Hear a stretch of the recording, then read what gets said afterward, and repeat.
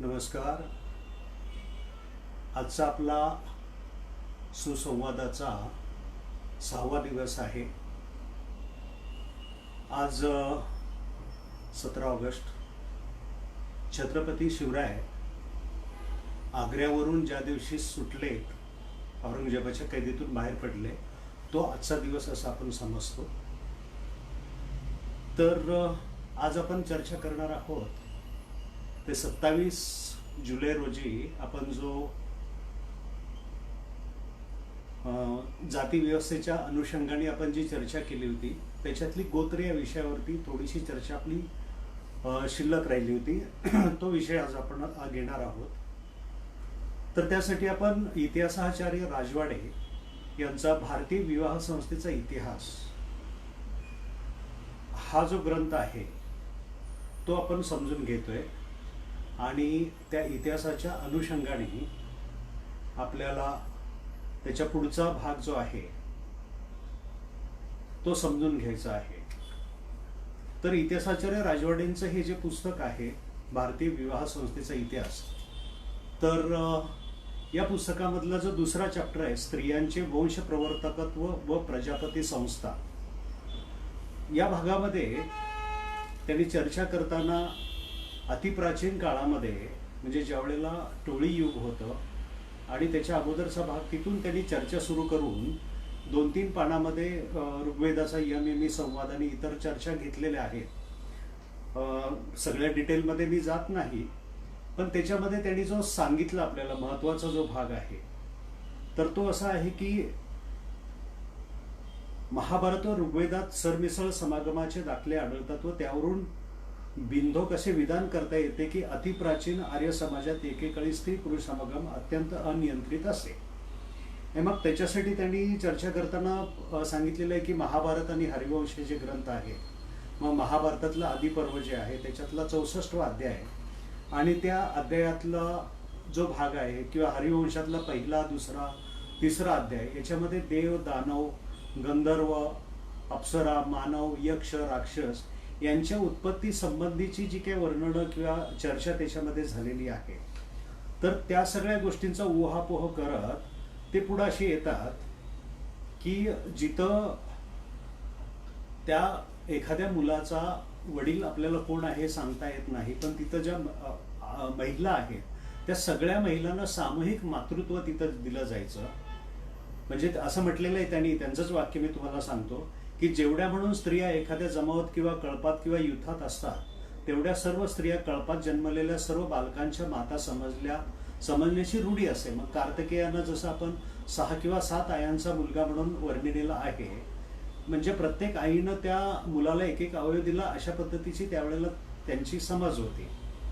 आणि मग त्यांनी पुढे असं म्हटलेलं आहे की द्वैमातूर म्हणजे 2 असलेला, षण्मातूर 6 येतेला, सप्तमातूर असे शब्द किंवा अशा अर्थाच्या शब्दांचं तिथं हे झालेलं आपल्याला लक्षात येतं. आता इथं पुढचा जो भाग महत्वाचा आहे तो युथावस्थकाली कळपातील स्त्रियांना जनी, लक्षात घ्या, म्हणजे हे ऋग्वेदामध्ये आलेले शब्द आहेत की जनी म्हणजे ज्यांना मुले होतात, पोरे विणारे असा त्यांनी शब्द वापरलेला आहे. पुरुषांना जन म्हटलेलं आहे. जन म्हणजे पोरे उत्पादनारे, जे मुलांना जन्म हे करतात अशा पद्धतीनं. आणि जात म्हणजे काय, तर स्त्रिया व पुरुष याचपासून झालेले ते जात. म्हणजे हे जर जन, जनी आणि जात हे शब्द जर ऋग्वेदात बघितले आपण तर ह्या मूळ अशा अर्थाने जे आलेले आहेत, तर जात शब्द हा जो आलेला आहे तो मूळ ह्या दोघांचा म्हणजे जन आणि जनींचा मुलगा म्हणजे जात असं म्हटलेलं आहे. म्हणजे आता जे आपण जाती हे म्हणतो त्याच्यासाठी हा शब्द त्यावेळेला वापरलेला नव्हता. आता पुढचा महत्वाचा भाग आपल्यासाठी जो आहे तर त्याने असं म्हटले की या युथावस्थाकाली मुलांची नावे त्या त्या कळपाच्या नावावरून पडत, कळपावरून पडलेल्या या नावांना युथनामे असं म्हटलं जात असे. युथनामांनाच पुढे किंचित फरकाने गोत्रनामे अशी संज्ञा मिळाली. मूळ कोठले असे विचारले असते अमुक गोत्रातले, युथातले, कळपातले किंवा कुळातले, आता आपण कुळ हा शब्द जो वापरतो तो असं सांगण्याचा रिवाज तिथं पडला. म्हणजे त्यांनी उदाहरण दिले की समजा कदंब असले एखाद्या युथाचं नाव, म्हणजे त्या कळपाच्या प्रमुखाचं किंवा एखाद्या व्यक्तीचं नाव कदंब आहे, तर त्या मुलांचं कादंब हे युथनाम गोत्रनाम समजलं जायचं. म्हणजे गोत्रनाम म्हणजे काय, कुळनाम किंवा युथनाम किंवा कळपाच्या प्रमुखाचं नाव, हे लक्षात घ्यायचं आपण. आणि मग त्याच्यानंतर कळपातल्या मुलांचं फक्त तेवढंच त्यांचं गोत्र समजू शकत होतं, पण त्याच्यानंतरचा पुढचा जो भाग आहे तो समजत नसल्यामुळं मग त्यांना त्यांच्या आईवरून ओळखलं जायचं. म्हणून मग ते कौंतेय, आदित्येय, कार्तिकेय हे आपण मागच्या याच्यामध्ये 25 मिनिटाच्या आसपास आपण हा विषय चर्चिलेला आहे, त्यामुळे मी आता तो पुन्हा इथं घेत नाही. आता हा ग्रंथ लिहिताना इतिहासाच्या राजवाड्यांचा मृत्यू झालेला आहे. मग काय झालं की ह्या ग्रंथामध्ये त्यांनी ग्रंथ पूर्ण करण्यासाठी ज्या नोट्स काढल्या होत्या, जी टिपणं तयार केली होती, ती त्यांनी या पुस्तकात दिलेली आहे. तर त्या टिपणांमध्ये असं म्हटलेलं आहे, त्यांनी एक 70 नंबरचं टिपण आहे, कारण आपण गोत्रांशी येतोय. वशिष्ठ, ऋषसंग, काश्यप, वेद, तांड्य, कृप, काक्षीवत, कमट, यवक्री, द्रोण, आयु, मतंग, दत्त, द्रुमद, मात्स्य इत्यादी ऋषी अशुद्ध योनी जन्मून तपाने मूळ पित्याच्या वर्णाला पोहोचले. ओके. आणि त्याच्यानंतर 71वी, आता ही जी आहे ती त्यांनी शांती पर्वातला 296 श्लोक असं म्हटलेलं आहे. 71वी नोंद अशी आहे की अंगिरा, कश्यप, वशिष्ठ व भृगू ही 4च गोत्रे परत म्हणजे पहिल्यांदा हीच 4 होती असं 296 मध्येच त्यांनी म्हटलेलं आहे. मग त्याच्यानंतर 76व्या नोंदीमध्ये त्यांनी म्हटलेलं आहे की ब्राह्मणांच्या अवकृपेमुळे शक, यवन, कंभोज इतर क्षेत्रीय जाती शूद्र झाल्या. ब्राह्मणांच्या अवकृपेमुळे द्राविड, पुलिंद, उशिनर, कोलीसर्प इतर क्षेत्रीय जाती शूद्र झाल्या. अनुशासन पर्व 33वा श्लोक त्यांनी सांगितले. पुढं म्हटलंय त्यांनी, अनुशासन पर्व 35वा श्लोक आहे, ब्राह्मणांच्या अवकृपेमुळे मेकुल, द्राविड, लाट, पौंड्र, शबर, बर्बर, कांबाशीर, किरात, यवन व इतर क्षेत्रीय जाती शूद्र झाल्या. म्हणजे अशा पद्धतीनं शूद्र कसं जायचं. तर मी मध्ये मागच्या वेळेला तुम्हाला विश्वामित्रांची एक गोष्ट सांगितली होती की शुनाशेप आजीगर्ती या मुलाला, ब्राह्मण मुलगा आहे तो, त्याला यज्ञात बळी द्यायचं ठरल्यानंतर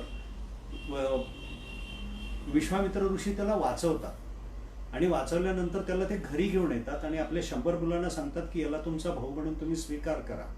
पहिली जी 50 मुलं आहेत ती त्याला नकार देतात आणि मधुछंद जो आहे, जो आपण ऋग्वेदाचा पहिल्या मंडलाचा किंवा पहिल्या 10 मंडलांचा करता आपण म्हणतो, तर मधुछंदापासूनचे पुढचे जे 50 मुलं होती त्यांनी होकार दिला. मग विश्वामित्रांनी त्यांचे जे पहिले 50 मुलं आहेत त्यांना तुम्ही शूद्र व्हा अशा पद्धतीनं त्यांना शाप दिला आणि ते मुलं शाप झाली. म्हणजे त्यांचे जे वंशज आज असतील ते सगळे शूद्र आपण समजूया. वशिष्ठ ऋषींचं असंच झालेलं आहे की त्यांच्या 100 मुलांनी व्यवस्थित अभ्यास करून वशिष्ठ ऋषींना अपेक्षित असं ज्ञान किंवा त्यांची प्रज्ञा किंवा ती लेवल त्यांनी मिळवली नाही, म्हणून रागाने त्यांना शाप दिलेला आहे की तुम्ही सर्वजण शूद्र व्हा. आता गंमत अशी आहे की ही गोत्र आणि बुद्धी आणि याचा आपण मागच्या वेळेला बघितलं की याचा अर्थार्थी काही संबंध नाहीये. मला इथं कर्णाचं ते एक वाक्य आठवतं की दैवा येत कुले जन्म मदा येत तू पौरुषाम. म्हणजे कुठं जन्माला यावं हे आपल्या हातात आहे, हे दैवाच्या हातात असलं तरी माझं पौरुष शुद्ध करणं हे माझ्या हातात आहे, असं जे त्यांनी अभिमानानं आणि आत्मविश्वासानं सांगितलं होतं ते आपल्यासाठी फार महत्वाचं होतं. आता त्याच्यानंतर आपण यांचा विचार करणार आहोत. विठ्ठल रामजी शिंदे, महर्षी विठ्ठल रामजी शिंदेनी भारतभर प्रवास केला आणि मग तिथं गोत्र कशी सापडली, काय सापडली, याच्यावरती त्यांनी भारतीय अस्पृश्यतेचा प्रश्न हा पूर्ण डिटेलमध्ये लिहिला. त्यातला काही भाग आपण मागच्या वेळेला घेतला होता. आता आपण जो भाग घेणार आहोत तो गोत्रांशी संबंधित घेणार आहे. तर त्यांनी जे नोट्स किंवा त्यांनी जे काही माहिती हे केलेली आहे ती आपण समजून घेऊया. त्यांनी एके ठिकाणी काय म्हटले की महाभारतामध्ये अंगिरा, कश्यप, वशिष्ठ, भृगू ही 4 महत्वाची गोत्रे समजली आहेत. हे मगाशी आपण महाभारताच्या नोंदीमध्ये बघितलं. पाणिनीच्या काळात 8 विवाहित ऋषींची नावे गोत्र म्हणून महत्वाची मानली गेली. पुढे मूळ घराण्यातील प्रमुख व्यक्ती म्हणजे आपल्या घराण्यातली प्रमुख व्यक्ती हिचं नाव गोत्र म्हणून सांगायला सुरुवात केली किंवा आध्यात्मिक गुरु किंवा मार्गदर्शक जो असेल, एखाद्या व्यक्तीनं आपल्याला मार्गदर्शन केलं असेल तर आपण त्याचं गोत्र म्हणून नाव सांगतो. म्हणजे मूळ जन्माशी आणि याच्याशी पुन्हा इथं गोत्राचा काही संबंध येत नाही. आणि त्याच्यामुळे काय झालंय की भारतामध्ये कान्यकुब्ज म्हणजे कनोज भाग जो आपण म्हणतो, अशा अनेक भागात ब्राह्मण, क्षत्रिय, वैश्य, शूद्र या सर्वांची एकच गोत्र सापडलेली आहे. तर ते त्यांनी डिटेलमध्ये सांगताना पुढे त्यांनी नोंदीमध्ये असं म्हटलंय की ब्राह्मणांच्या मध्ये जे शूद्र नंतर झाले, तर त्यांनी कशा पद्धतीनं सांगितलंय की मृत्यू संस्कार करणारे शूद्र ब्राह्मण, शेती पशुपालन करणारे भूमिहार ब्राह्मण, तसेच विश्वकर्मा काष्टकार ब्राह्मण यांनाही पुढे शूद्र समजलं गेलं. भौगोलिक वेगळेपणानुसार म्हणजे आपल्या सुद्धा आपण बघतो ना की पठारावरती म्हणजे सातारा, सांगली, कोल्हापूरचे असतील तर ते घाटावरचे, रायगड आणि या साईडचे असले तर कोकणातले, तर मग कोकणी आणि घाटावरचे असंही आपल्या इथं विरोधाभास जसा सापडतो, तसाच भौगोलिक वेगळेपणानुसार कान्यकुब्ज, सरयू पारीन, सारस्वत, हे वंश, सिंगल द्वीपीय असेही ब्राह्मणात वर्ग बनले. आता क्षत्रियांच्या मध्ये कसं झालंय, चंद्रवंशी, सूर्यवंशी, सैंगर, बदावती, भदौरिया, कनोजिया, कान्यकुब्ज म्हणजे बुंदेल, आपण राजा छत्रसालचं नाव आपण शिवाजी महाराजांच्या काळामध्ये बघितलेलं आहे, अशी विभागीय नावाने जाती ओळख आहे. वैश्यांमध्ये अग्रवाल, पौरवाल, जयस्वाल, मोदनवार, मध्य प्रदेशी, अयोध्यावासी, अग्रहारी, कान्यकुब्ज अशी भौगोलिक व व्यवसाय फरकाने जाती ओळख वाढत गेली व पुढे पुढे सूक्ष्म फरकाने कामाची विभागणी झाली. तशी कुर्मी, बुनकर, स्वर्णकार, पाल, गडरिया, कुशवाहा, मौर्य, चौरसी, अत्तार, तेली, बुर्जी ही नावे पुढे आली. क्षत्रियांनी पशुपालन, शेती सुरू केली व लोध, अहिर, यादव ही नावे जातींमध्ये आली. ज्यांनी वास्तू बनवण्याचे ज्ञान स्वीकारले तेच पुढे विश्वकर्मा, लोहार, काष्टकार, सुतार झाले. परंतु जर बारकाईने विचार केला तर सर्व वर्णाच्या जातीच्या लोकांच्या गोत्रांची माहिती घेतली तर आपल्या सर्वांची गोत्रे काही मर्यादित ऋषींच्याच नावाने आलेली आहेत. मग बंगी, मेहतर, हलालखोल, चुहड यांची कुळगोत्री क्षत्रिय ब्राह्मण कुळ गोत्रांचीच नावे आहेत. मग ते उदाहरण विठ्ठलरामजी शिंदेनी कसं दिले पुढं, बंगी समाजाची कुळगोत्रे व वैस, वैसवार, वीर, गुजर, बडगुजर, भदौरिया, बिसेन, साम, बुंदेलीच्या, बंदेलिया, चौहान, नादो, यदुवंशी, यादव, कचवाहा, किनवार, ठाकूर, वैस, भोजपुरी, राऊत, गैलत यांची सर्वांची कुळ एकसारखी सापडतात, जी बंगी समाज आहे. आणि पहिल्यांदाच मी इथं माफी मागून हे करतो की ही जी रेफरन्सेस आहेत हे 100 वर्षापूर्वीचे आहेत, तर त्यावेळेला कुठले शब्द वापरायचे, कुठले वापरायचे नाहीत याच्यावरती फारसं हे नव्हतं. त्याच्यामुळे मी ते ओरिजिनल त्यांनी जे लिहिले ते आपल्या नजरेस आणून देतो. मेहतर बंगी व गाजीपुरी राऊत, दिनापुरी राऊत, टाक, गेहलोत, चंदेल, हलाल, खरिया, चुहड या सर्वांची गोत्र एकसारखी सापडतात. हे tribes and caste of Banaras या 1882-72 साली लिहिलेल्या ग्रंथानुसार या सर्व जाती क्षत्रिय जाती आणि या जातींची कुळगोत्र एक आहेत असं. आता महादेवसिंह चंदेला म्हणून एक संशोधक होते, त्यांच्या संशोधनानुसार त्यांनी कप्पितय गोत्र राजपुतांमध्ये आहे हे गेहलोत, कचवाहा, चौहान, भदौरिया, किनवार, चंदेल, सकवार, वैस, विसेन, यदुवंशी, बुंदेल, बडगुजर, पन्ना, दरजोहा, जदुवंशी गुजर आपण म्हणतो, पन्ना, राऊत या सर्वांमध्ये सापडते. बंगी समाजातली जी गोत्रे आहेत ती क्षत्रियांची, ब्राह्मणांची जी सापडतात त्याच्यात पराशर, काश्यप ही काही ठिकाणी ब्राह्मण समजली गेलेली गोत्रे पण आहे. याची मीमांसा केली तर लक्षात येतं की कतिपयांची उत्तरेत बरीच वर्ष राज्यकारभार केला या लोकांनी, परंतु वेगवेगळ्या परकीय आक्रमणानंतर, हल्ल्यानंतर त्यांना हलकी कामे देऊन गुलामासारखे जीवन जगण्यास भाग पाडले गेले आणि त्याच्यामुळे त्यांच्यामध्ये ते शूद्र जरी दिसले आज तरी पूर्वी त्यांनी राज्य केलेलं आहे आणि त्यावेळेला त्यांची गोत्र ही त्यावेळची उच्च होती ती आता नंतर तशी आहे. नागवंश सम्राटांची भारशीय कुळे, पाशी वंशातील राजघराणी पुढे पराजयानंतर शूद्र गणली गेली व गुलाम म्हणून राबवली गेली. केरळमधील नासर, इडाहाना, तामिळनाडूतील वारयाट, कर्नाटकातील हिंगणा, आंध्र प्रदेशातील रेड्डी, खबा, गुजरातमधील पट्टीदार क्षत्रिय, हरियाणा राजस्थानमधील जाट, बिहार उत्तर प्रदेशातील यादव कुर्मी, तसेच संपूर्ण उत्तर भारतातील दलित जाती आणि महाराष्ट्रातील महार, मांग व शूर या शूर लढवया क्षत्रिय जातीतीलच होती. म्हणजे आता जे केरळपासून मी जे सांगितलं ह्या पूर्वी सगळ्या शूर क्षत्रिय जातीच होत्या. हरल्यानंतर त्यांच्याकडून कमी दर्जाची कामं केली गेली आणि शूद्र त्यांना म्हटलं, गुलामीत त्यांना ठेवलं गेलं आणि त्यांना शूद्र हा शिक्का मारला. त्याच्यानंतर मधल्या काळात ज्या वेळेला गौतम बुद्धांचं आपल्या देशामध्ये 2500 वर्षापूर्वीचं येणं, त्यांनी बहुजन हित आहे, बहुजन सुखाय या पद्धतीनं एक हुंकार देऊन समाजामध्ये अतिशय चांगल्या पद्धतीनं मांडणी सुरू केली आणि त्याच्यामुळं भरपूर समाजाने म्हणजे लाखोंच्या संख्येने लोक त्यावेळेला बौद्ध धर्मीय झाले. नंतर ज्या वेळेला ब्राह्मणी राजकारण आलं आणि नंतर सगळ्यांना पुन्हा आपण म्हणतो की बौद्ध धर्माची अकालपट्टी झाली आणि ज्या लोकांनी पुन्हा क्षत्रिय धर्मातून म्हणजे त्या बौद्ध धर्मातून पुन्हा माघारी जे आले नाहीत त्या लोकांना सगळ्यांना शूद्र मानलं गेलं. आता पुढचं कसं आहे की new light thrown on history of India हा एक ग्रंथ आहे. या ग्रंथामध्ये नागवंशी सम्राटांच्या बद्दलची जी माहिती आहे त्यांचा आढावा घेतलाय. महाभारत व नीलमत पुराणात नाग सम्राटांचा उल्लेख येतो. इसवी सन पूर्व 600 च्या काळात मगधामध्ये शिशुनागाचे राज्य होते. या वंशाचा इतिहास बौद्धजन साहित्यात सापडतो. सम्राट अशोक मौर्याच्या मृत्यूनंतर महाराष्ट्र, कर्नाटक, आंध्र प्रदेशातील सातवाहन नागांचे राज्य स्थिर झाले. दक्षिण भारताबरोबरच पूर्व, पश्चिम, माळवा व ईशान्येच्या काही भाग यामध्ये अंतर्भूत होता. उत्तर भारतात राजवंश बदलले गेले तरी दक्षिणेत सातवाहनांची 460 वर्ष राज्य केले. मथुरा, पद्मावती, कांचीपुरी, चंपा, विदिशा, विंध्या येथील नागराजांना शक कुशाणांच्या आक्रमणात पराभूत होऊ लागले तरी इसवी सन 2ऱ्या शतकात त्यांनी कुशाणांना हाकलून देऊन सर्व प्रदेश जिंकला व गंगा यमुनेच्या भागातूनही त्यांना हुसकावून लावले.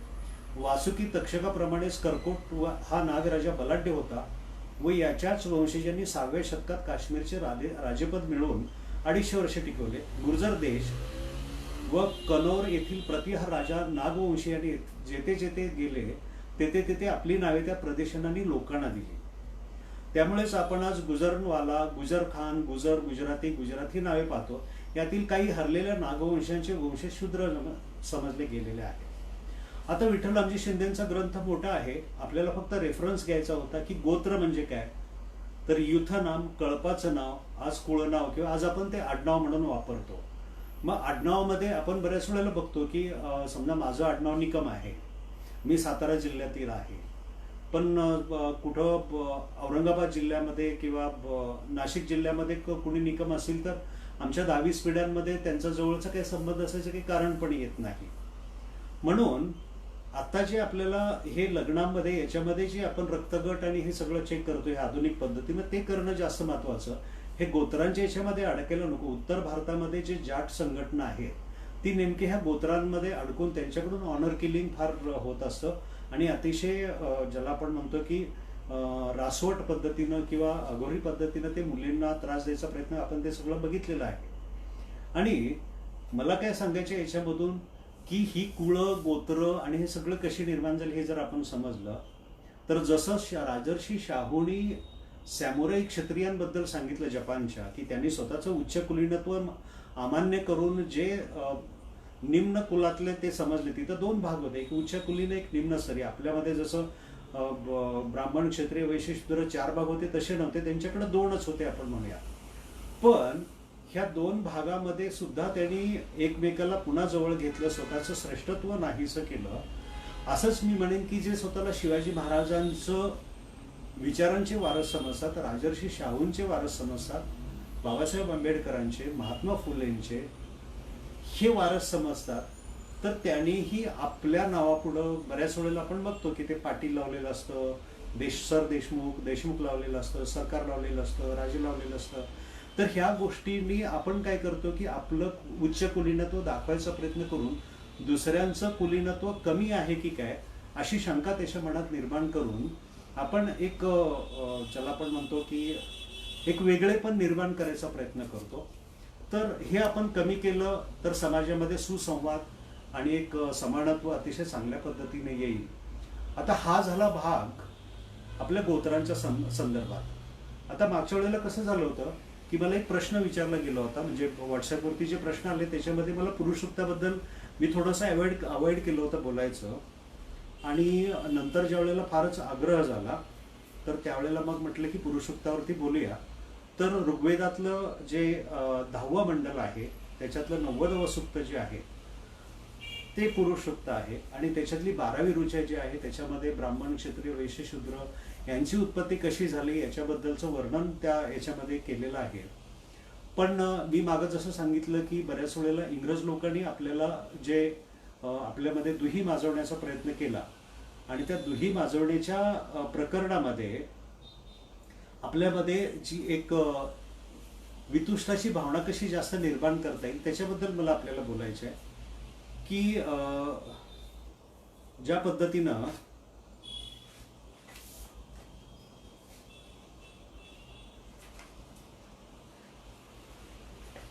की ब्रिटिश भारतात आल्यानंतर 1818ला त्यांनी महाराष्ट्रावरती कब्जा घेतला आपण म्हणतो, आणि त्याच्यानंतर त्यांना पूर्ण देशावरती कब्जाला अशा पद्धतीनं.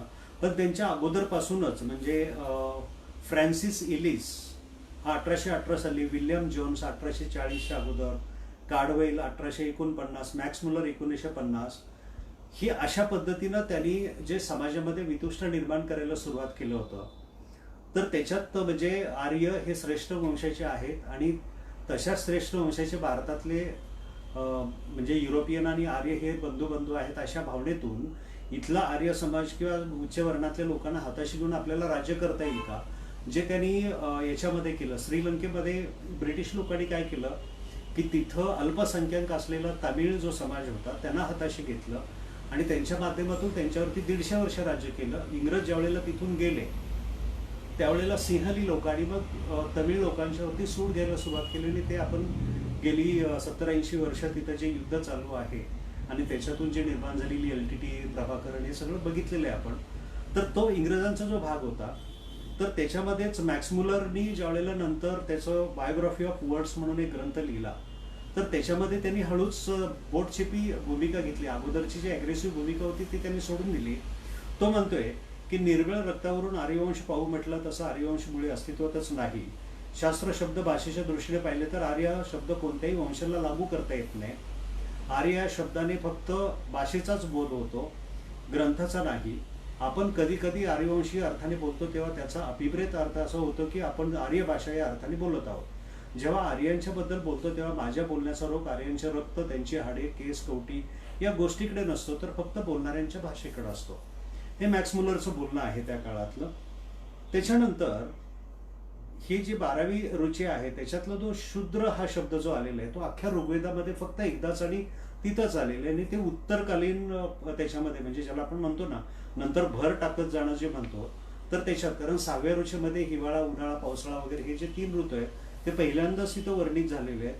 की बाकी ऋग्वेदाची जी रचना ती वरच्या भागामध्ये म्हणजे अफगाणिस्तानचा जो दक्षिण भाग आपण म्हटलेला आहे, म्हणजे आताचा पाकिस्तानचा उत्तर भाग किंवा पाकिस्तानचा जो भाग आहे आपण तो लक्षात घेतला आणि नंतर सिंध प्रांताकडे खाली आल्यानंतर मग इसवी सन पूर्व 4थ्या शतकात जेव्हा अलेक्झांडरने भारतावर आक्रमण केले तेव्हा सुद्ध नावाची टोळी जमात सिंध प्रांतात अस्तित्वात होती असा उल्लेख त्याच्यात सापडलाय. त्याचा अपभ्रंशित उल्लेख ग्रीकाकडून सोद्राई असा अलेक्झांडरच्या स्वारीबरोबर भारतात आलेल्या इतिहासकार डायोडोरस या त्याच्या ग्रंथात करतो. पुढे महाभारतामध्ये ग्रंथात शूद्र टोळी प्रमुखाने युधिष्ठिरांच्या राज्यारोहणा अगोदरच्या दिग्विजय यात्रेसाठी उत्तरेकडे आलेल्या नकुलाला नजराने दिल्याचा उल्लेख आहे. तर पुढे युद्धकाळात दुर्योधनाच्या बाजूने अभिरांच्या संगतीने शूद्र जमात पांडव विरोधी लढली याचा उल्लेख आहे. मग पुढे आपण काय केलंय की पतंजलीच्या व्याकरणावरील महाभाष्यातील पहिलं प्रकरण जे आहे त्याच्यामध्ये शूद्र व अभरे एकच लोक होते असा उल्लेख येतो. आता अथर्ववेदातले काही उल्लेख असे आहेत की जिथं अथर्ववेद 19 कांड 32व सूक्त आणि 8वी ऋचा हे दरबा ब्राह्मणांना, क्षत्रियांना, शूद्रांना, आर्यांना जे जे आम्हाला आवडतात व जे जे पाहू शकतात त्या सर्वांना मी प्रिय होईन असे कर. म्हणजे इथं बघा ब्राह्मण, क्षत्रिय, शूद्र, आर्य ह्या सर्वांना मी आवडेन अशा पद्धतीनं तू आम्हाला आशीर्वाद दे अशा पद्धतीचं मागणं आहे.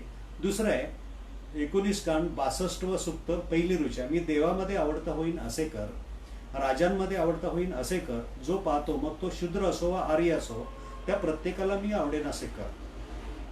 अथर्ववेद आता वाजसेनी संहितेमध्ये आणि हे सगळं जे आहे हे म्हणजे मी हे रेफरन्सेस अथर्ववेदातले देतोय, हे मी डॉक्टर बाबासाहेब आंबेडकरांचं शूद्रपूर्वी कोण होते ह्या ग्रंथातले देतोय तुम्हाला.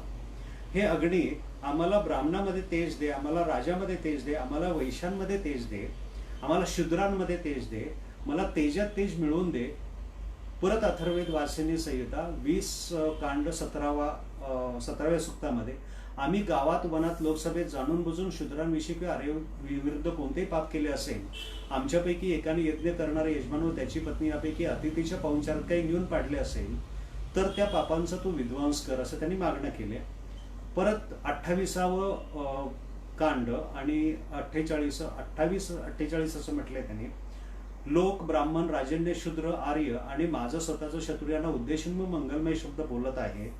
आता इथं बघा, लोक म्हटले, ब्राह्मण म्हटले, राजन्य म्हटले, शूद्र म्हटले आणि आर्य म्हटले. म्हणजे परत इथं आर्य आणि ब्राह्मण हे वेगळं मानलंय त्यांनी. म्हणजे अशा पद्धतीनं हे जे शुद्ध, शुद्ध हा जातीवाचक नसलेला शब्द पुढं जातीवाचक कसा वापरला गेला.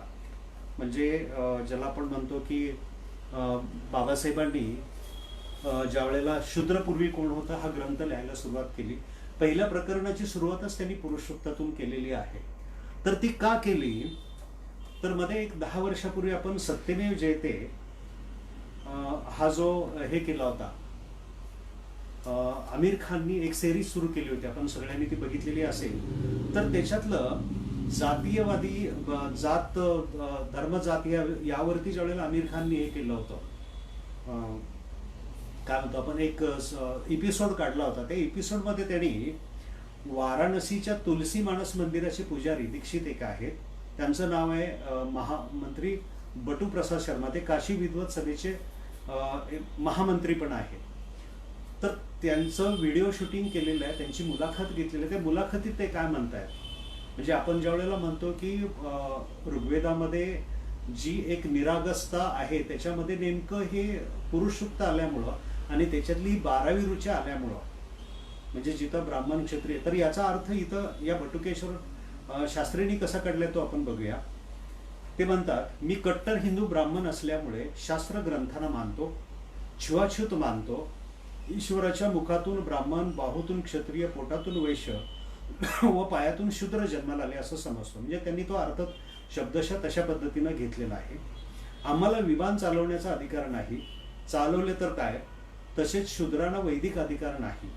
गमत बघा, शूद्र स्त्रिया जाती का मिळाल्या, जन्मोजन्मीच्या पापाचा परिणाम आहे. शिपाई शिपाईच राहील, शूद्र शूद्रच राहील, तो विद्वान असू शकत नाही. 52 वर्षात कोण चांबाराचा मुलगा टॉपर किंवा उच्च शिक्षित झाला. हा म्हणजे जे आपण आरक्षणाच्या संदर्भात त्यांना ते इंटेन्शन त्यांचं ते तिथं दिसतंय. तसं अरबो खरबो रुपये सरकारने त्यांच्यावरती खर्च केले. चांबारांना काशी विश्वेश्वर मंदिरात प्रवेश करून पाप करू नका असे सांगितले, म्हणून मला बऱ्याच वेळा या वादामध्ये अटक झालेली आहे. शिव विष्णू मंदिरात शूद्र व स्त्रियांना प्रवेश नाही, मग माझी आई असली तरी तोच नियम, म्हणजे स्वतःच्या आईला सुद्धा शिव मंदिरात प्रवेश नको. एक अर्ध्या वर्षापूर्वीचीच ती क्लिप आहे असं यांचं म्हणणं आहे. आता त्यांनी नाकात बोट घातलं होतं त्यावेळेला, मी ती क्लिप बघितलेली आहे 2-3 वेळेला, आणि त्याच वेळेला हे लिहून ठेवलेलं आहे. बोट प्रथम नाकात घालून नंतर तोंडात घालणार का, पायाला शूद्राला लागले तर तोंड ब्राह्मण उरडते, हात क्षत्रिय मदत करतो, हीच आमच्या वर्णव्यवस्थेची खासियत आहे. भारतीय राजघटना ही भारताची दुर्गती आहे, मी ती मानत नाही. जाती धर्माचा पाया आहे,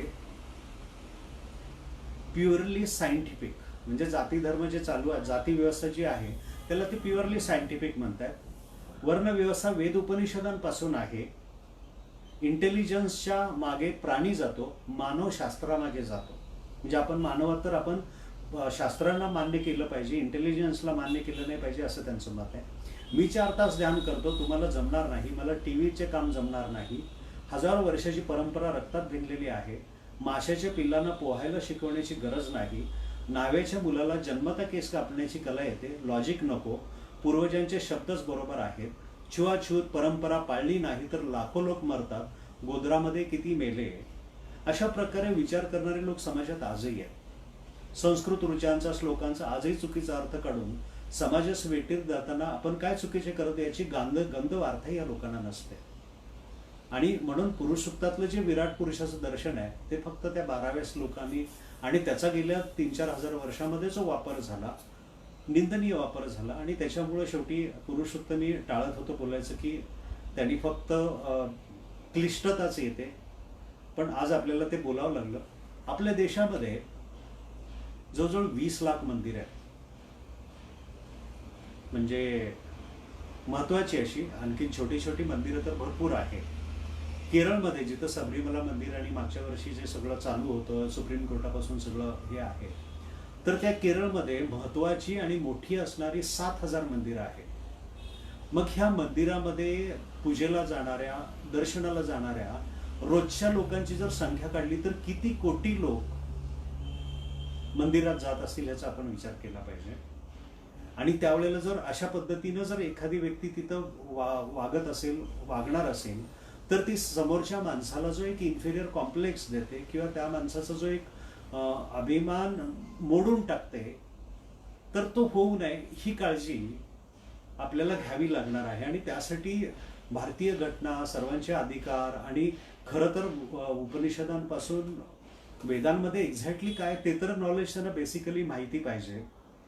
आणि मग इतर 3 लाख मशिदी आपल्या देशात आहेत, हजारो चर्चेस आहेत, गुरुद्वारा किती असतील किंवा बौद्ध मंदिरं किती असतील, जैन मंदिरं किती असतील, आणखीन इतर मंदिरं किती असतील, हे सगळं आपल्याला बघावं लागेल.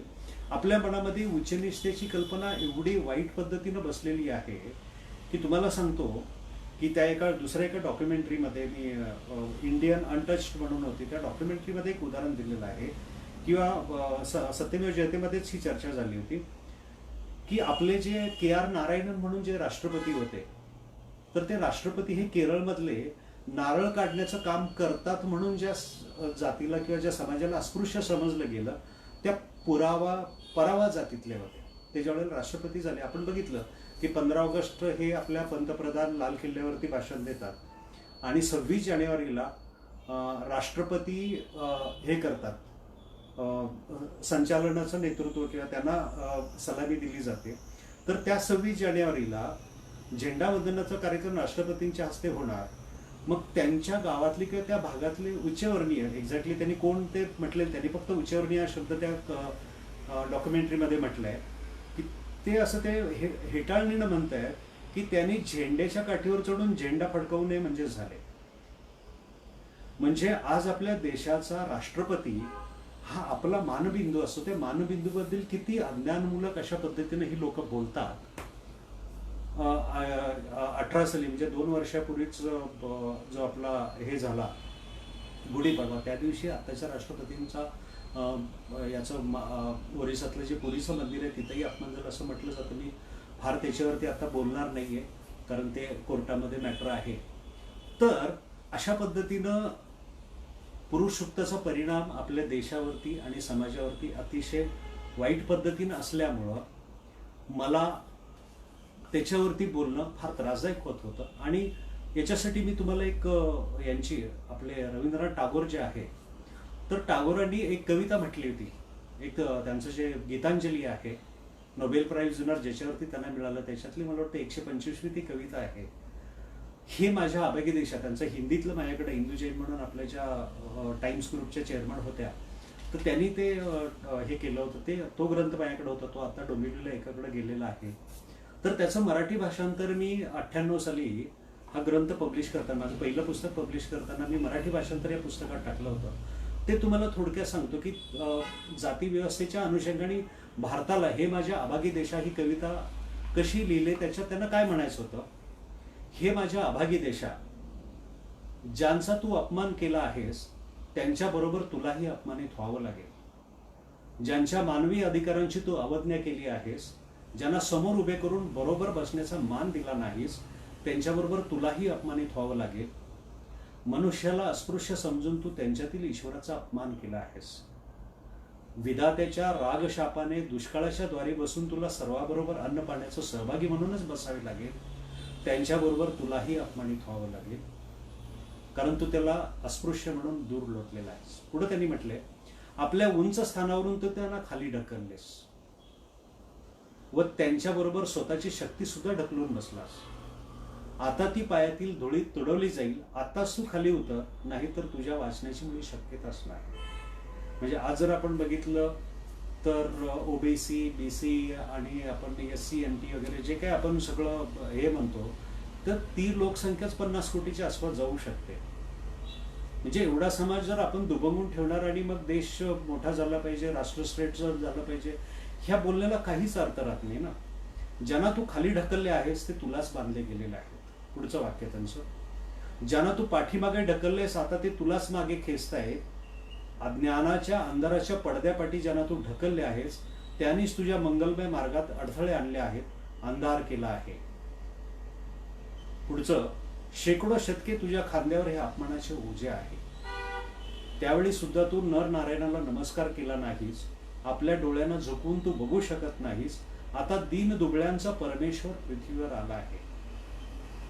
तुला दिसत नाही की मृत्यूदूत तुझ्यासमोर उभा आहे, जो तुझ्या जातीवादाच्या अंधाराला शाप देत आहे. अजूनही जर तू सर्वांना एकत्र पुकारणार नसशील, दूर उभा राहशील आणि आपल्या रक्षणासाठी खोट्या अभिमानाच्या रेषा ओढशील, तर निश्चितच मृत्यू तुला चिताभस्म करेल व सर्वांच्या बरोबरीला नेऊन बसवेल, तुला बरोबरीचा बनवेल. म्हणजे अशा पद्धतीनं ही जी हे मेरे अभागे देश अशी जी त्यांची कविता आहे, अतिशय सुंदर आणि विचार विन्मुख करायला लावणारी आहे. तर हा एक प्रश्न मला विचारला होता पुरुष सूक्ताच्या संदर्भात, ती चर्चा आपली झाली. आणि दुसरा शेवटचा प्रश्न विचारला गेला होता तो सिंधू संस्कृतीच्या बद्दल. तर सिंधू संस्कृतीच्या बद्दलचं संशोधन अजूनही पूर्ण आपल्याला झालं नाही. म्हणजे गेल्या 1920ला हडप्पा मोहनजोदडो ही 2 शहरं सापडली. त्यावेळेला पाकिस्तान आणि आपण एकच होतो. आज 2020 साली 100 वर्ष त्याला झालेली आहेत. 100 वर्षामध्ये 2000 साईट्स आपल्याला मिळाले आहेत. 1,500 ते 2000 साईट्स आहेत. खरं तर अजूनही 90% साईट्स ज्या आहेत, म्हणजे 10% फक्त साईट आपण बघितले आहेत. 90% आपला भारत देश अजूनही तेवढ्या साईट्स करणं, म्हणजे लाखो साईट्स आपल्याला पुढे मिळतील एवढं सगळं आहे. एक दुर्बीण मी याच्यावरती बघितली होती, म्हणजे एक डॉक्युमेंटरी BBC वरती की कुठेतरी चालली होती. तर एक नवीन डिव्हाइस असा डेव्हलप केलेलं आहे दुर्बिणीसारखं, की ते डिव्हाइस मधून घनदाट जंगलामधून सुद्धा तुम्हाला पुढं त्या झाडींच्या पलीकडं कुठंतरी जर एखादं कन्स्ट्रक्शन असेल तर ते कन्स्ट्रक्शन दिसतंय. थोड्याशा मातीमध्ये जर ते झाकलं गेलं असेल तर ते कन्स्ट्रक्शन दिसतंय. ते डिव्हाइस जर आपल्या भारतामध्ये वापरायला सुरुवात केली तर आणखीन जलद गतीनं आपल्याला आपल्या देशामध्ये हे करावं लागेल. अर्थात आर्किओलॉजिकल डिपार्टमेंट त्याला आपल्या गव्हर्नमेंटने दिलेलं जे काही फंड असतं त्याच्यामध्ये त्यांचं काम, आणि हा वेगळा विषय आहे. अजूनही 50-100 वर्षानंतरच्या पिढींना, ज्या पिढ्या आपल्या असतील त्यांना हा विषय राहणारच नाही की ह्या 2 संस्कृती एक होत्या की 2 होत्या. पण मी 17-18 वर्षापूर्वी ज्यावेळेस 2003 साली वेदांती सुक्ते पुस्तक पब्लिश केलं, त्याच्या प्रस्तावनेमध्ये मी चूक केली होती की त्यावेळेला पेपरमध्ये आणि याच्यामध्ये भरपूर येत होतं. उत्खनन झालं आणि त्या उत्खननामध्ये जी हे सापडलं ती लिपी डिकोड केलेली आहे आणि त्या लिपीनुसार ती भाषा संस्कृतच आहे वगैरे असं भरपूर लिखाण गेलं. मी त्याच्यावरती विश्वास ठेवला आणि मी काय लिहिलं ते पहिल्यांदा तुम्हाला सांगतो. मोहनजोदडो हडप्पा या कोणत्याही वेगळ्या संस्कृती नसून त्या महाभारतकालीन वेगवेगळ्या राज्यांच्या राजधान्या आहेत. या भागात सापडलेल्या अवशेषामध्ये व समुद्रात सापडलेल्या द्वारकेच्या अवशेषामध्ये साम्य सापडते. प्राचीन सिंधू लिपीचा अभ्यास केला असता सिंधू मुद्रांची भाषा ही द्रविड नसून शुद्ध संस्कृत आहे. 3000 वर्षापूर्वी एकाच रेखांशावर असलेली द्वारका वगैरे, त्या हडप्पा, सरस्वती, नाईशिवण वगैरे हे सगळं एकाच काळातल्या घटना आहेत. मोहनजोदडो म्हणजे सिंधू नरेश जयद्रथाची राजधानी. हडप्पा म्हणजे मद्र देशाच्या शल्ल राजाची राजधानी शाकलनगर. भागलपूर ही अंग देशाचा राजा कर्ण याची राजधानी चंपावती. उत्खनात सापडलेल्या डोक्यावर मुकुट, दंडावर बाजूबंद, अंगावर रेशमी शाल पांघरलेली, चेहऱ्यावर दाढी असलेली मूर्ती कोणत्याही धर्मगुरूची नसून जयद्रथाची असावी. मोहनजोदडो येथील उत्खनात शिवलिंगे, पशुपतीच्या मुद्रा सापडलेल्या आहेत. तर महाभारत काळात लोकप्रिय असलेल्या द्यूत केळाचे फासे मिळालेले आहेत. उत्खनात सापडलेली स्त्री मूर्ती ही नर्तिकेच्या वेशातील असावी. योग मुद्रेतील देवतांची नाणी, यज्ञवेदी, देव, पशुपती मूर्ती हे दर्शवतात. आणि हे सगळं ते वाकणकर आणि A.S. राव वगैरे त्यांची त्यावेळेला नावं भरपूर हे होत होती. नंतर माझ्या लक्षात आलं की हे पूर्ण सत्य नाही. आणि आता ज्या वेळेला अभ्यास करतो आपण तर त्यावेळेला लक्षात येतं की बऱ्याच गोष्टी अजूनही आपल्याला समजून घ्यायच्या आहेत. आणि त्याच्यातल्या कुठल्या समजून घ्यायच्या आहेत, तर आता इथं काही मी आपल्या एका पुस्तकामध्ये हे 2 गोष्टींमध्ये तुलना केलेली आहे की वैदिक संस्कृती जी आहे ती सगळी लिंग पूजनाचा निषेध आहे, लिंगांचा निषेध आहे, किंवा प्रतिमा पूजना, मूर्तीपूजा किंवा प्रतिमा पूजन हे तिथे अवॉइड केलेलं आहे. तर सिंधू संस्कृतीच्या उत्खननामधून आपल्याला लिंगाची किंवा त्याची भरपूर उत्खनन, मातृपूजेची किंवा धर्माचा गाभा म्हणून मूर्तीपूजा त्याच्यात सापडते. हा एक फरक तिथं आहे. वैदिक ही यज्ञपूजा किंवा यज्ञ केंद्रित म्हणून एक संस्कृती किंवा एक समाज उदयास आलेला होता. सिंधू संस्कृतीमध्ये यज्ञाशी निगडीत असून फारसे पुरावे सापडलेले नाहीत. काही कुंड सापडली पण ती यज्ञाशीच होती की दुसऱ्या कशाची होती याचा पुरावा व्यवस्थित चर्चा त्याच्यावरती झालेली नाहीये. तर मातृपूजकतेचे अनेक पुरावे सापडतात. त्याच्यानंतर मेसोपोटेमियापर्यंत समुद्र मार्गावर इराणशी खुशकीच्या मार्गाने व्यापार करतानाचे सिंधू संस्कृतीतले जे संदर्भ सापडतात, तसं वैदिक वाङ्मयामध्ये कुठेही दूरदूरच्या देशाशी समुद्रातून प्रवास करून व्यापार केला याचा उल्लेख नाही. त्याच्यानंतर पुढचा भाग येतो तो वैदिक हे पशुपालक समजले गेलेले आहेत. म्हणजे त्यांची जर शेती असेल तर ती प्राथमिक दर्जाची शेती समजली. नांगर या शब्दाला प्रतिशब्द वैदिक संस्कृतीत नाहीये असं म्हटलं जातं. तर सिंधू संस्कृतीचा भाग जो आहे तो आधुनिक असं म्हणजे नद्यांवर बांध घालून पाट कालवे काढून आधुनिक तंत्रकुशल पद्धतीचे शेतीचे अवशेष सापडतात. तसेच व्यापारी प्रधान संस्कृतीचे शेकडो पुरावे सापडतात. आता ऋग्वेदामध्ये बांधकामाच्या संदर्भात जे आहे तर दस्यूंच्या उद्ध्वस्त केलेल्या नगरांचा व तटबंद्यांचा जो उल्लेख येतो ते पाषाण किंवा धातूंचा असल्याचा उल्लेख आलेला आहे. त्याच्या विध्वंसी वर्णनं येतात आणि मग पुढे यजुर्वेदाच्या काळात फक्त विटा हा शब्द येतो तो ती वेदी रचण्यासाठी म्हणजे यज्ञवेदी जी आपण म्हणतो ती रचण्यासाठी. पण ऋग्वेदामध्ये किंवा त्याच्या अगोदरच्या ह्याच्यामध्ये कुठेही आपल्याला तो विटांचा संदर्भ सापडत नाही. पण सिंधू संस्कृतीच्या संपूर्ण उत्खननामध्ये म्हणजे ए टू झेड जे 15 लाख स्क्वेअर किलोमीटर आपण जे म्हटलेलं आहे तर त्या 15 लाख स्क्वेअर किलोमीटरच्या ह्याच्यामध्ये घरांचं तटबंदीचं बांधकाम पाषाणाचं नसून भाजलेल्या विटांचं सगळीकडे आहे. कोठारे, सार्वजनिक स्नानगृहे, सांडपाण्याचे उत्कृष्ट व्यवस्थापन, पूर्व पश्चिम उत्तर दक्षिण असं काटकोनात भेदणारे रस्ते असे असंख्य पुरावे आहेत. पुढचा फरक येतो तो अश्वकेंद्रित संस्कृती आपण वैदिक संस्कृतीला म्हणतो. घोड्याचे भरपूर उल्लेख त्याच्यामध्ये येतात. आणि सिंधू संस्कृतीच्या हजारो उत्खननामध्ये अश्वाचा अवशेष कुठेही सापडलेला नाही.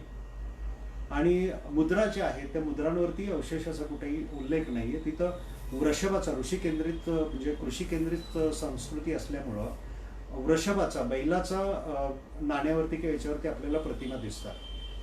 आता ऋग्वेदामध्ये सुवर्णाचे दागिन्याचे उल्लेख बऱ्याच ठिकाणी सापडतात, परंतु त्याच्या केंद्र उत्पादन केंद्र भट्ट्या यांचे उल्लेख कुठे येत नाही. तर सिंधू संस्कृतीत मौल्यवान खडे, तांबे, मिश्र धातूच्या वस्तूंच्या अलंकाराच्या निर्मितीची ज्या भट्ट्या आहेत त्या भट्ट्या सापडलेल्या आहेत. त्याच्यानंतर वैदिक याच्यामध्ये अश्व आणि गाय यांचे उल्लेख सतत येतात, परंतु एकशिंगी प्राण्याचा उल्लेख येत नाही. आणि एकशिंगी प्राण्याचा उल्लेख आणि प्रतिमांमधून सगळीकडं हा सिंधू संस्कृतीत आपल्याला दिसतो. त्याच्यानंतर 9वा फरक जो आहे तो वेदांमध्ये आपण जास्त शस्त्र, चिलखत, आयुध, युद्धांची देवता इंद्राचा उल्लेख आपण तशा पद्धतीने केलेला असतो. आणि संरक्षणासाठीच्या विजयासाठीच्या मागण्या ह्या सगळ्या त्या सुक्तांमधून ऋचांमधून आपण सगळ्या विखुरलेल्या बघतो. सिंधू संस्कृती सृजनाशी, सुफलतेशी, व्यापाराशी निगडीत असल्यामुळं शांतताप्रिय आणि शस्त्रांचा साठा कमी मिळाला त्यांना, शस्त्रांचा वगैरे. त्याच्यानंतर सिंधू संस्कृती आपल्याला धनाढ्य संस्कृती म्हणून लक्षात येतं. तिचं जे एकूण अवशेष सापडलेले आहेत तसं आर्य संस्कृतीचे अवशेष किंवा तसं धनाढ्यता कुठं दिसत नाहीये असा एक रेफरन्स लोक हे करतात. त्याच्यानंतर सिंधू संस्कृतीतलं योग मुद्रा किंवा इतर मुद्रा, त्यावेळी लिपी, प्रतिमा हे महत्वाचं वैशिष्ट्य म्हटलंय. तर ऋग्वेदामध्ये लिहिणे, लिपी याबद्दल कोणताही शब्द नाही. मुद्रांचा तिथं उल्लेख नाही. योग हा शब्द ऋग्वेदात आलेला नाही. त्याच्यानंतर वेदांमध्ये मागं बोललो तसं आपण नैसर्गिक कृत्रिम बंदरांचा उल्लेख येत नाही. तर सिंधू संस्कृतीत आपल्या अगदी गुजरात पर्यंत जे लोथल किंवा इतर अशा ठिकाणी जी कृत्रिम बंदरं केली आहेत ती आपल्याला सापडतात. परदेशीय समुद्र मार्गाचा व्यापार त्याच्या माध्यमातून केला जातो, ते लक्षात येतं. पुढचा एक डिफरन्स असा आहे की ऋग्वेदातील दासदस्यूंच्या पाषाणी नगरांचा विध्वंस अफगाणिस्तानातील सापडलेल्या बॅक्ट्रिया मार्जिना आर्किओलॉजिकल कॉम्प्लेक्स म्हणजे इसवी सन पूर्व 1700 ते इसवी सन 1200च्या काळातला अफगाणिस्तानातलं उत्खनन जे सापडले त्याच्यामध्ये तुम्हाला दासदस्यूंच्या ज्या हे म्हणतो आपण घरे सापडलेली आहेत आणि ती घरे पाषाणाची आहेत. दासदस्यू या नावाने समाज आजही अफगाणिस्तानात सापडतो. मागच्या वेळेला आपण बघितलंय की जवळजवळ ऋग्वेदामधल्या 41 टोळ्यांचा रेफरन्स तो जसा अफगाणिस्तानामध्ये आहे तसंच झेन दावेस्ता आणि तो आपण विषय त्यावेळेला चर्चेला घेतलेला आहे. आणि सिंधू संस्कृतीत फक्त भाजलेल्या विटांचा संदर्भ आहे. नंतर वैदिक संस्कृतीमध्ये लोकरी कपड्याचा उल्लेख आलेला आहे का याच्यामध्ये, परंतु सिंधू संस्कृतीत सुती रंगीत विणलेल्या वस्त्रांचा संदर्भ येतो. आणि भाजलेल्या विटांचा सर्वत्र वापर हे माग आपण बघितलेलंच आहे. तर अशा पद्धतीने हे 14-15 पॉईंट्स आहेत. हे आज आपल्या या पिढीला याच्यातले संदर्भ आणि हे आता अगदी प्रिमिटिव्ह लेवलला आपण आहोत. खरं हे जे सगळं आहे हे आपल्याला पुढं आणखीन 50-100 वर्षानंतर जसं आणखीन आर्किओलॉजिकल संशोधन जास्त होईल, जेनेटिक सायन्सनुसार, जिनॉम थेअरीनुसार, म्हणजे मी म्हणतो तसं की आर्किओलॉजिकल सायंटिस्ट, जिनॉम सायंटिस्ट, भाषातज्ञ या लोकांचं, म्हणजे नॉर्मली सिंधू संस्कृतीचे रेफरन्सेस आपण वेदांमध्ये बघण्यापेक्षा आपल्या देशांमधल्या जर आदिवासींच्या भाषांमध्ये जर आपण बघायला लागलो, त्यांच्या त्यांच्या रूढी परंपरांमध्ये जर शोधायचा प्रयत्न केला तर आपल्याला ते लवकर सापडतील. म्हणजे जे काही रेफरन्सेस, म्हणजे गौंड भाषा असेल किंवा इतर भाषा असतील, तर अशा भाषांमध्ये आपल्याला सिंधू संस्कृतीच्या भाषेशी काहीतरी साधर्म्य सापडण्याची शक्यता आहे. त्या अनुषंगाने आपण तो विचार केला पाहिजे. पण हा अर्थात तज्ज्ञांचा भाग आहे, हा आपला भाग नाहीये. हे जे काही आताचा जो सिंधू संस्कृती आणि आर्य संस्कृती ह्या दोन आपल्या संस्कृती आहेत. म्हणजे ह्या संस्कृती एक असल्या काय आणि दोन असल्या काय आपल्याला फरक पडत नाही. आपल्याला समाजात सुसंवाद निर्माण करताना त्या जशा आहेत तशा आपण स्वीकारतोय. आज त्या जर समजा वेगळ्या आहेत तरी त्या आपल्याच आहेत, उद्या समजा त्या एक झाल्या तरी त्या आपल्याच आहेत, नाही झाल्या तरी त्या आपल्याच आहेत. आपल्याला आपल्या समाजातून जातीव्यवस्थेमुळं जे समाजामध्ये एक दुभंग अवस्था आहे, एक अपमानित जीवन काही समाजातल्या व्यक्ती जगत असतात, त्या दूर व्हाव्यात. कायद्यानुसार ते झालेलं आहे. कलम 17 जे आपण म्हणतो आर्टिकल भारतीय घटनेमधलं, त्यांनी तर हे सगळं नष्ट केलेलं आहे. पण आपल्या मनामध्ये कुठेतरी आध्यात्मिक किंवा धार्मिक क्षेत्रामध्ये असं म्हणून हे ऋग्वेदापासून आपण चर्चा केली. आणि ते वाराणसीच्या पंडितांचं जे वाक्य होतं, बोलणं होतं, ते जर आपण बघितलं तर त्या पद्धतीनं आणि इतर चर्चेमध्ये, म्हणजे मी तुम्हाला गंमत सांगतो की मी एकदा शॉक झालो होतं की माझ्या बरोबर हायकोर्टमध्ये एक प्रॅक्टिस करणारे 20-25 वर्षाचं त्यांचं प्रॅक्टिस आहे, 65-70 वय असेल त्यांचं.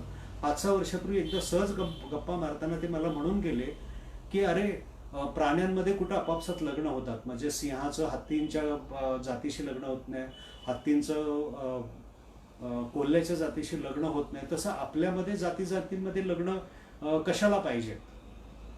म्हणजे दोन व्यक्ती वेगवेगळ्या जातीतल्या आहेत आणि त्या जाती आणि प्राण्यांच्या जाती, जर ही व्यक्ती जी हायकोर्टमध्ये मुंबईसारख्या ठिकाणी राहते आणि हायकोर्टमध्ये राहून जर ती अशा पद्धतीनं प्रॅक्टिस करून जर ती असा विचार करत असेल तर हे शॉकिंग आहे खरं तर. ठीक आहे, अर्थात ह्या गोष्टी आहेत, हे आपल्याला हळूहळूच समाजामध्ये समजून घ्याव्या लागतील. अतिशय महत्वाचा तो मुद्दा होता, तो आपण पुरुषोत्तर संवादात घेतला. आणि सिंधू संस्कृती, आर्य संस्कृती उत्खननाची आणखीन चांगली उत्खनन व्हावी त्याची आपण वाट बघतोय. फक्त आता मी तो 2003 साली जो गोंधळ केला होता, एक भारावलेल्या मनस्थितीत ते लिखाण केलं होतं, तसं लिखाण करणं मी टाळेल. आणि आता आपण काय करूया की पुढचे 2 आठवडे, म्हणजे पुढचे 2 सोमवार असतील त्या सोमवारी आपण एक भेटायला नको. गणपतीचे, तर गणपतीच्या दिवसामध्ये भरपूर मुंबईमध्ये आवाजाचा आणि याचा भरपूर हे असतो. तर गणपतीच्या तुम्हा सर्वांना शुभेच्छा. आणि जाता जाता भाऊ, ज्याला आपण म्हणतो की पुण्यामध्ये ज्यांनी भाऊ रंगारी म्हणून, त्यांनी 1891-92च्या साली पहिल्यांदा गणेशोत्सव पुण्यामध्ये सुरू केला. लोकमान्य टिळकांनी त्याची नोंद त्यांच्या अग्रलेखामध्ये किंवा बातमीमध्ये केली.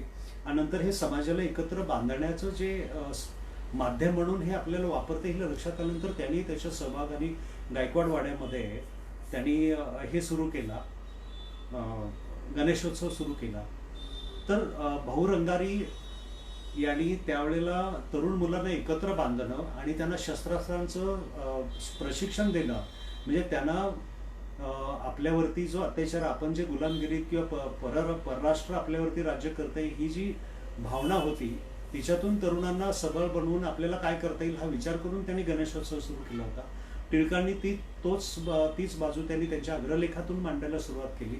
आणि टिळकांनी आपण म्हणतो गणेशोत्सव पुढं त्यांच्या अग्रलेखामुळे, याच्यामुळं आणखीन तो पुढं हे करायला डेव्हलप व्हायला सुरुवात झाली. आता त्यांचे जे अग्रलेख होते, टिळकांच्या अग्रलेखांमध्ये काही 4-5 पॉईंट्स मी तुम्हाला सांगतो. की राष्ट्राच्या अभ्युदयाकरता लोकांची वृद्धी होणे गरजेचे आहे व त्यासाठी एक उपास्य देवता असावी असा त्यांचा मानस होता. वर्षातून 10 दिवस का होईनात पण या उत्सवानिमित्ताने लोकांनी एकत्र यावे, त्याच्या मनात ऐक्यभावना निर्माण व्हावी. 10 दिवसांचे गणपती विसर्जित झाल्यावर जर वाईट वाटते तर हजारो वर्ष भोगलेले स्वातंत्र्य गेले तर त्याबद्दल मनाला चटका का लागू नये. स्वराज्य, वैराज्य, परमेष्ठ राज्य आदी राज्य या शब्दांचा अर्थ समजून घ्यावा. गणपतीच्या विसर्जनानंतर स्वदेशी व बहिष्कार ही वाळू घरी घेऊन जावी. राजाच्या डिटेक्टिव्हपेक्षा परमेश्वराच्या डिटेक्टिव्हची भीती आपण बाळगली पाहिजे. अशा जाज्वल विचारांसाठी त्यांना राष्ट्रहित डोळ्यासमोर ठेवून हा सार्वजनिक उत्सव हवा होता. म्हणजे भाऊ रंगारी आणि लोकमान्य टिळक यांची भूमिका जर आपण समजून घेतली तर आपल्याला स्वराज्य आता मिळालेलं आहे. म्हणजे ज्याला आपण राजकीय आणि सामाजिक त्यावेळेला जे काही दोन तट पडत गेले होते, राजकीय स्वातंत्र्य अगोदर की सामाजिक स्वातंत्र्य अगोदर. राजकीय स्वातंत्र्य आपल्याला मिळाले.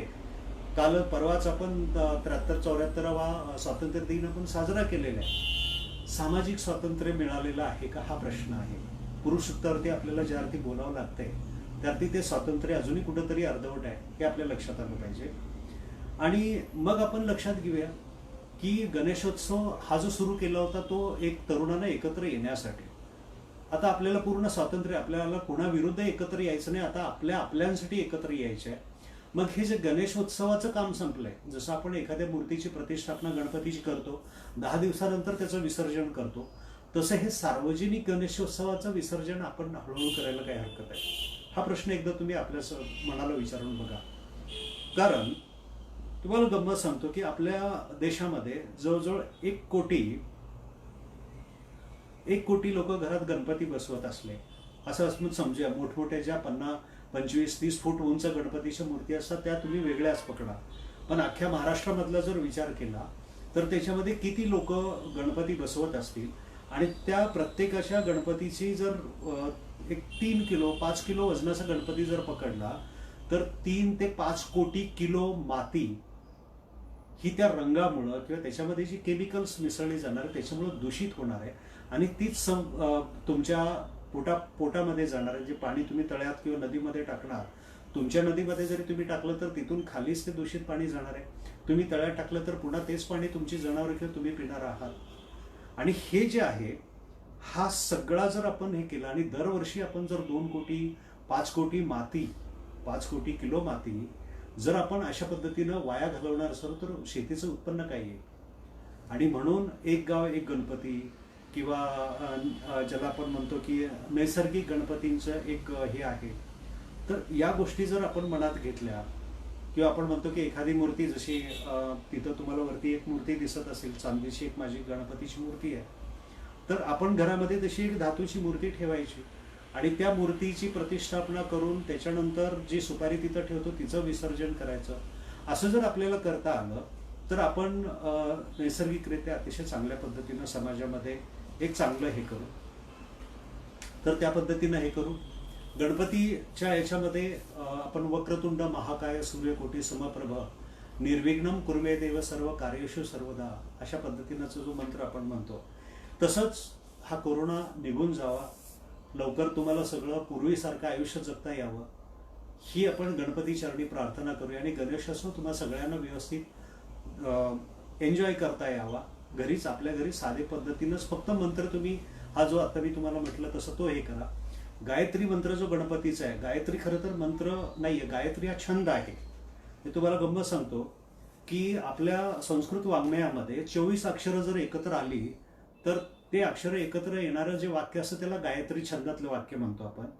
मग ते 4 शब्द जर त्याच्यामध्ये ऍड केले तर उष्णिक छंदाला 28 शब्द आहेत, अनुष्टुपला 32 आहेत, बृहतीला 36 आहेत, पंक्तीला 40, त्रिष्टुपला 44, जगतीला 48, अतिजगती 52, शर्करी 56, अतिशर्करी 60, अष्टी 64, अत्यष्टी 68, वृत्ती 72, अतिद्रुती 76, कृती संज्ञक 80, प्रकृती 84, आकृती 88, विकृती 92, संस्कृती 96, अभिकृती 100 आणि उत्कृती 104.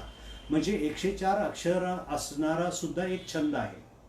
पण त्याच्यातला जो गायत्री आहे तत्सवितुर्वरेण्यं भर्गो देवस्य धीमहि धियो न प्रचोदयात् आपण जो गायत्री मंत्र म्हणतो तो विश्वामित्रांचा ऋग्वेदामधल्या ज्या 3ऱ्या मंडलातलं जे 62 त्यांचं सूक्त आहे त्याच्यातली 10वी रुची आहे ती. तर ती गायत्री छंदातली 24 अक्षरांमुळे आहे. पण आपल्याला माहिती आहे की आपण त्याच्यामध्ये काही कॉमन शब्द असतात, म्हणजे विद्महे, धीमहि, तन्नो प्रचोदयात असं जर असेल तर त्याला आपण ते गायत्री छंदात मानतो. मग गणपतीचे जे मी तयार केले होते त्या छंदाच्या अनुषंगाने आणि स्पंदनशास्त्राचा जो अभ्यास केला होता त्याच्यानुसार जे काही आपण तयार केले होते मंत्र, ते तुम्हाला मी म्हणून दाखवते की जे आपल्याला उपयोगी पडतील या 10 दिवसांमध्ये. सुमुखाय विद्महे गजवक्त्राय धीमहि तन्नो गणेश प्रचोदयात. गजकर्णकाय विद्महे धूम्रवर्णाय धीमहि तन्नो गणपती प्रचोदयात. एकदंताय विद्महे वक्रतुंडाय धीमहि तन्नो दंती प्रचोदयात. हा मंत्र आपल्याला माहिती असतो. कपिलाय विद्महे गणाध्यक्षाय धीमहि तन्नो गजानन प्रचोदयात. चतुर्हस्ताय विद्महे विघ्ननाशाय धीमहि तन्नो विनायक प्रचोदयात. विकटाय विद्महे शूर्पकर्णाय धीमहि तन्नो लंबोदर प्रचोदयात. विघ्न राजेंद्राय विद्महे मूषक ध्वजाय धीमहि तन्नो गणाधि प्रचोदयात. हेरंबाय विद्महे बालचंद्राय धीमहि तन्नो धूम्रकेतु प्रचोदयात. विद्याधराय विद्महे प्रमथपते धीमहि तन्नो व्रातपती प्रचोदयात. आता इथं कसं आहे, विद्महे, धीमहि, तन्नो आणि प्रचोदयात याच्यामध्ये वेगवेगळी गणपतींची नावं टाकली की तसं होतं. तशा पद्धतीनं आपण शंकरांच्या, देवीच्या, विष्णूच्या, सूर्याच्या अशा पद्धतीनं गायत्री आपण वेगवेगळ्या तयार करू शकतो. तशा स्पंदनाच्या अनुषंगाने करता येतात, ते केलेले आहे. त्याचा तुम्ही उपयोग करा. आणि आपण पुढं भेटूया 6 सप्टेंबरला, रविवार आहे, 6 किंवा 7ला. ते आपण त्यावेळेला ठरवूया, कारण इथं रस्त्यावरती नेमकं सोमवारच्या वेळेला ट्रॅफिक जाम होतं किंवा इतर रस्ते बंद असल्यामुळे इथलं ट्रॅफिक वाढलेलं आहे. तर एक 15 दिवसानंतर, 20 दिवसानंतर आपण पुन्हा भेटूया आणि त्यावेळेला एक नवीन विषय आपण घेऊया. कारण एक महत्त्वाचा विषय आपला अजून राहिलेला आहे, म्हणजे स्त्रियांच्या संदर्भातले पुढचे भाग आपल्याला घ्यायचेच आहेत, परंतु आपल्या सुसंवादामधलं म्हणजे वर्णजातीभेद नष्ट व्हावा, स्त्री पुरुष समानता यावी आणि त्याच्यानंतर सर्व धर्म समभाव. मग आपण जसं हिंदू धर्म म्हणतो, बौद्ध धर्म म्हणतो, शीख किंवा हे आहे, तसंच मुस्लिम धर्म आहे, ख्रिश्चन धर्म आहे, ज्यू धर्म आहे.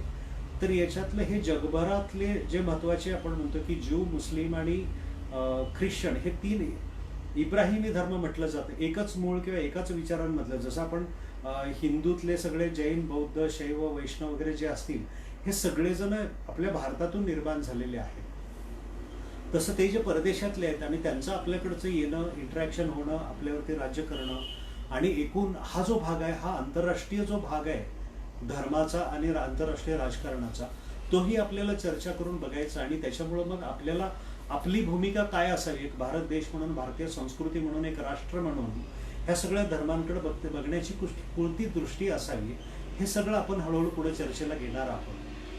तर पुन्हा एकदा मी आपल्याला गणेशोत्सवाच्या शुभेच्छा देतो आणि लवकरच पुन्हा भेटूया गणेशोत्सवानंतर. नमस्कार, जय हिंद.